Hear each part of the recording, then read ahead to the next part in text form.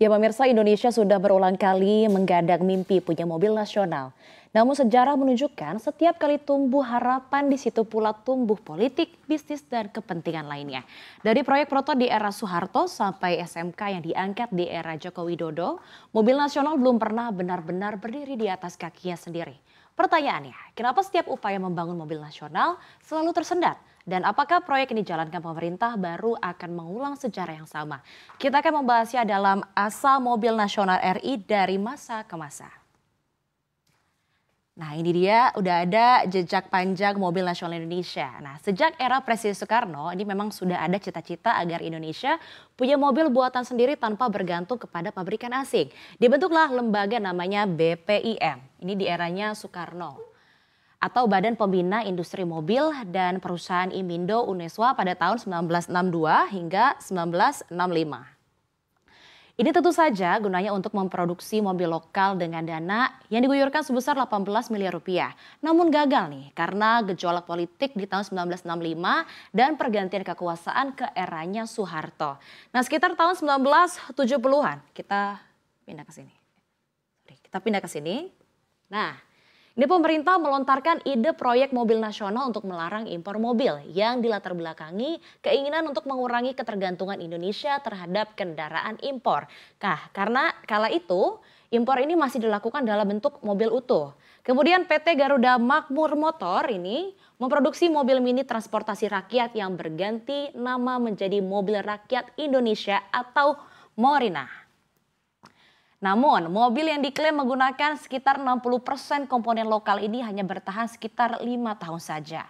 Lalu kisah mobil nasional Indonesia kita lanjut pada tahun 1990-an. Ini di eranya Presiden Soeharto yang berkeinginan mewujudkan mobil nasional pada tahun 1990-an. Kala itu Soeharto merasa kalah nih dari Malaysia yang lebih dulu memproduksi mobil nasional Proton. Maka dari itu ia memperkenalkan mobil nasional Maleo. Jadi di eranya Soeharto ini sudah ada dimulai di proyek Maleo. Namun pada akhirnya Maleo juga tumbang atau gagal lagi. Yang ada malah pemerintah mewujudkan mobil baru dengan merek Timor. Jadi dari Maleo gagal, bikin lagi proyek namanya Timor. Nah Timor ini dimiliki oleh PT Timor Putra Nasional atau TPN yang dimiliki Tommy Soeharto. Nah Timor ini diproduksi dengan dukungan konglomerasi yang dekat dengan pusat kekuasaan, mendapat keringanan pajak dan impor suku cadang dari Kia Motors Korea Selatan. Akibatnya pada saat itu mengapa akhirnya tumbang, Uni Eropa melaporkan Indonesia ke WTO nih atas dugaan praktik curang. Lalu pada tahun 1998 proyek Timor akhirnya berhenti bersama dengan runtuhnya Orde Baru juga. Lalu juga belum selesai nih, sampai Timor saja di eranya Soeharto. Ini proyek serupa juga dijalankan oleh anaknya Soeharto yang lain yakni Bambang Triatmojo melalui kerjasama dengan Hyundai, yakni produk yang dihasilkan berupa Bimantara Nenggala Cakra yang pada dasarnya adalah Hyundai Elantra dan Hyundai Accent. Nah sejak saat itu di era ini, di eranya Soeharto, mobil nasional selalu hadir dalam setiap periode pemerintahan namun tak pernah tumbuh menjadi industri yang nyata. Nah rencana proyek mobil nasional akhirnya muncul lagi di tahun 2012 nih. Di eranya Presiden Joko Widodo pada saat itu dan rencana ini juga bermula ketika Jokowi yang saat itu menjabat sebagai wali kota Solo menggunakan Kiat SMK sebagai mobil dinas. Nah mobil ini atau mobil SMK ini diklaim menggunakan 80% komponen lokal. Pengembangan SMK dilakukan sejak tahun 2010 oleh PT Solo Manufaktur Kreasi atau SMK. Saat pemilihan presiden tahun 2014, Jokowi juga menjanjikan SMK sebagai Mopnas atau mobil nasional nih. Rencana produksi mobil SMK juga berlanjut akhirnya sampai 2016 ketika PT SMK dan PT Adi Perkasa Citra Lestari membentuk PT Adi Perkasa Citra SMK Hero. Namun pabrik SMK yang terletak di Boyolali ini baru diresmikan oleh Presiden Jokowi pada tahun 2019. Pembuatan pabrik ini juga menghabiskan dana investasi yang sangat besar. Untuk proyek investasi di mobil SMK ini yakni sebesar 600 miliar rupiah. Nah sebesar ini. Yang memang disebutkan murni berasal dari swasta nasional, angka 600 miliar rupiah ini. Nah, sebagian besar komponen mobil SMK juga diklaim menggunakan komponen buatan lokal. Tetapi pada akhirnya proyek SMK hanya juga mengulang kegagalan proyek-proyek sebelumnya. SMK bakal pernah gagal uji emisi, membuat kepercayaan publik akhirnya semakin menurun. Kini isu mobil nasional kembali menghangat kembali. Pemerintahan baru yakni Presiden Prabowo Subianto berjanji akan membangun mobil nasional dalam 3 tahun ke depan. Dan pemerintah juga mengklaim proyek ini akan menjadi loncatan besar industri otomotif nasional. Rancangan awalnya ini meliputi pembangunan pabrik perakitan, pusat riset teknologi kendaraan hingga pengembangan baterai listrik dan ekosistem energi baru terbarukan.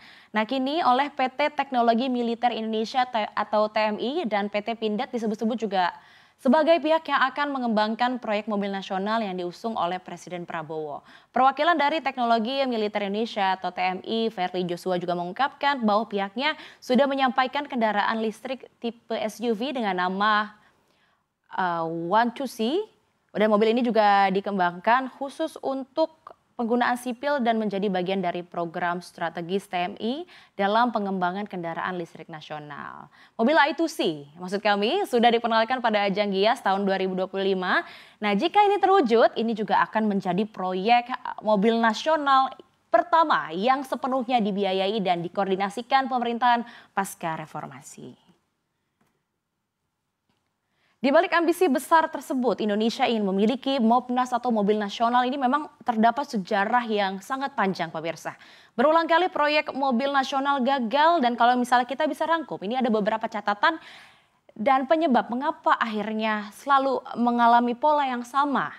Nah, pengamat otomotif Yanes Pasaribu dari Institut Teknologi Bandung menyebutkan ada 3 faktor utama kegagalan teknologi asing. Yang pertama, juga lemahnya investasi R&D jangka panjang dan intervensi politik yang memang terlalu dominan untuk menengahi keputusan bisnis. Ia menyebut bahwa proyek-proyek yang gagal karena intervensi politik terlalu dominan, tanpa perhitungan bisnis aspek yang dipakai oleh orang-orang yang memang proven dan kompetensinya di dunia otomotif. Ia juga menegaskan bahwa Indonesia ini selama ini ditargetkan sebagai market neto, bukan sebagai next kompetitor industri otomotif global. Lalu yang kedua, gagal membangun ekosistem produksi. Ya, membuat mobil memang bukan mengenai pabrik dan perakitannya saja, tetapi rangkaian panjang industri komponen, riset dan rantai pasok. Ini juga termasuk seperti itu. Kita tidak pernah punya ekosistem yang memang secara utuh. Dan sebagian besar komponen dari mesin sampai sistem kelistrikan ini semuanya kita masih impor. Bahkan SMK yang digadang 80% lokal pun kesulitan untuk memenuhi angka tersebut. Karena vendor dalam negeri memang secara keseluruhan kita lihat memang belum siap secara teknologi maupun kapasitasnya. Dan yang ketiga ada intervensi pemerintahan yang tidak tepat.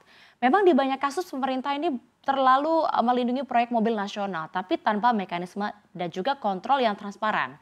Timor pada waktu itu mendapat pinjaman besar dan bebas pajak namun pengawasannya masih lemah. Proyeknya jadi tidak efisien dan memang jadinya tidak kompetitif. Dukungan politik juga memang seharusnya menjadi dorongan awal untuk berubah jadi ketergantungan struktural. Begitu subsidi dan akhirnya fasilitas yang dicabut, proyeknya waktu itu langsung tumbang. Dan yang terakhir ada lemahnya kepercayaan publik.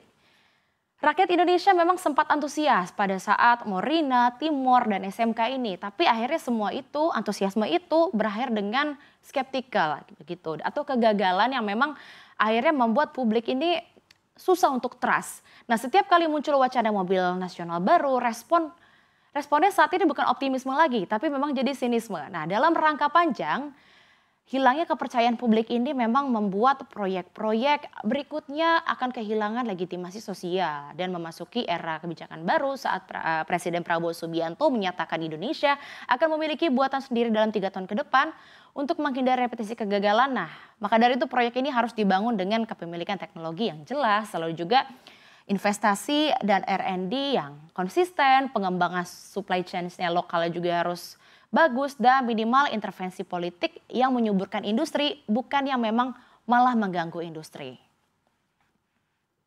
Nah pemirsa kalau memang kita bisa simpulkan masih banyak PR atau hal yang perlu kita benahi untuk mencapai ambisi mobil nasional. Salah satu tantangan utamanya adalah persaingan pasar otomotif yang ketat. Lalu juga mobil nasional harus juga bisa bersaing dengan merek-merek Jepang dan Eropa yang telah lama menguasai pasar. Belum lagi dengan kehadiran mobil dari negara-negara tetangga yang masuk ke Indonesia untuk menawarkan kualitas canggih dengan harga yang lebih terjangkau. Apalagi dengan melihat track record buruk untuk proyek-proyek sebelumnya, mobil nasional sebelumnya ini ini kita bisa jadikan pelajaran untuk melanjutkan proyek mobil nasional. Konsistensi pemerintah dalam membangun industri otomotif juga menjadi faktor kunci, mengingat pergantian kepemimpinan kerap disertai perubahan kebijakan. Oleh karena itu, diperlukan kerangka regulasi yang kuat untuk menjamin keberlanjutan proyek ini atau proyek mobil nasional. Untuk bisa membuat regulasi yang jelas, definisi mobil nasional pun harus jelas. Apakah mobil nasional yang dimaksud adalah mobil yang diproduksi pemerintah Indonesia, perusahaan swasta milik Indonesia, atau memang perusahaan asing yang berproduksi di Indonesia. Nah, jika yang dimaksud adalah sekedar mobil yang diproduksi di Indonesia, jumlah perusahaan otomotif Jepang telah memproduksi mobil dengan menggunakan 90% komponen buatan dalam negeri. Nah, pengembangan mobil nasional juga berpotensi untuk menguras banyak sumber daya, terutama pendanaan, sebab industri otomotif merupakan industri padat modal.